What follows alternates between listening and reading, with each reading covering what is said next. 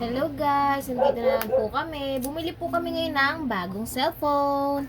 So ito guys, buksan na natin.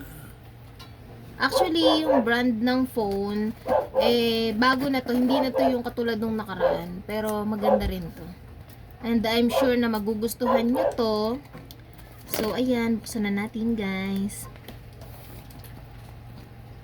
Hindi na po namin mapakita yung address, syempre hindi naman na dapat.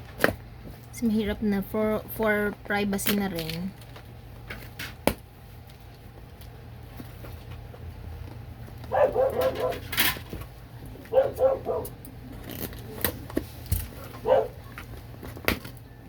Yan siya guys. Ito yung binili ko ba yan.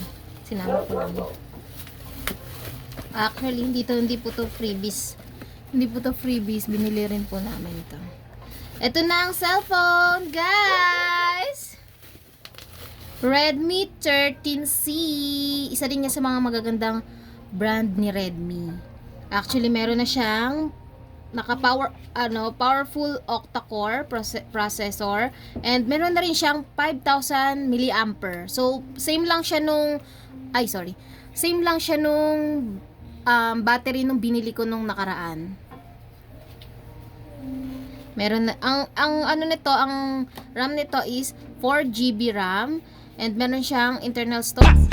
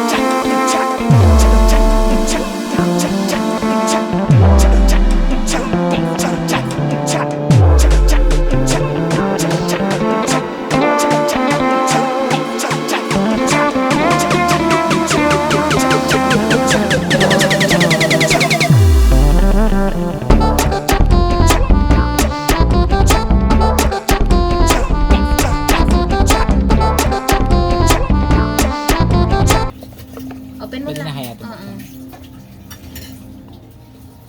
Magkasal din.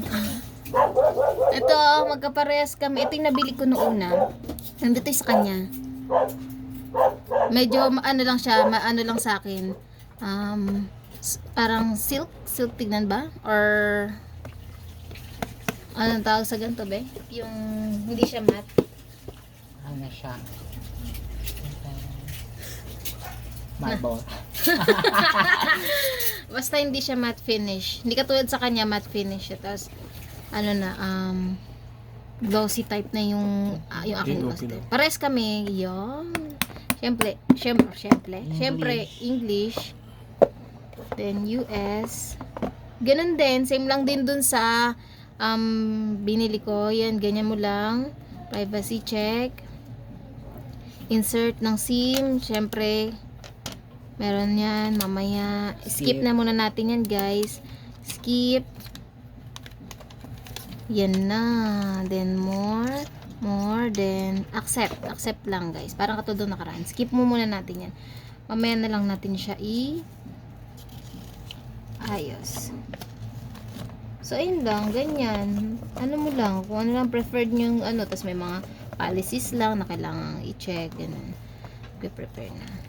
Hala, parehas kami. Hindi pa nag Sweetie! yung mga apps. Ilang days na siya sa akin, guys. Maganda siya. I recommend this phone sa inyo, guys. Ang Redmi.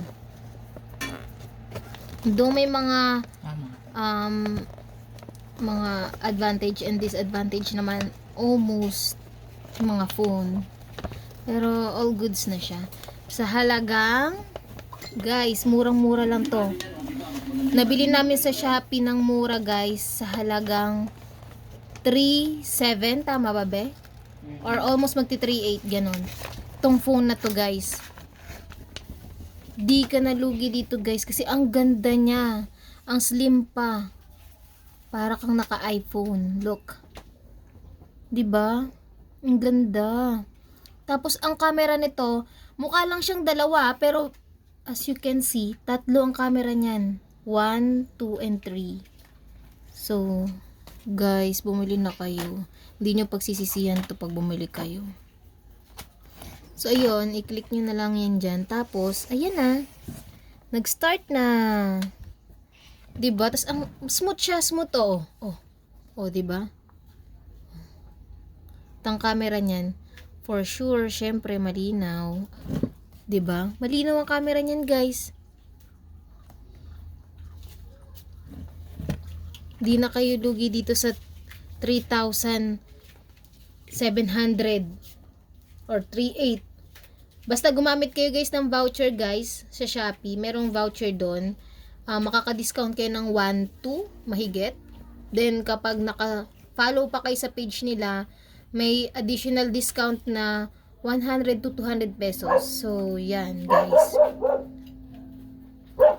Update namin kayo, guys, kung ano netong phone after 7 days. Kasi, i-check din namin, syempre, para makita namin talaga yung itetest namin hanggang 7 days. Tapos, magre-review kami kung ano yung mga advantage and disadvantage kapag bumili kayo ng phone na to. Actually, guys, isa sa mga napansin namin is, una, wala siyang jelly case nakasama. Itong 13 Redmi 13C, wala siyang kasamang jelly case. Di katulad nung previous na binili namin, which is Redmi Note 13, may kasama siya. Then, wala rin siyang screen protector. Isa din yon sa mga napansin namin na hindi included sa box or sa phone. Yun lang, guys. Basta yun, mag-update kami. Kapag ilalagay na lang ulit namin yung link. Magre-reply na lang ulit kami sa mga chats nyo. And yun lang. Bye-bye!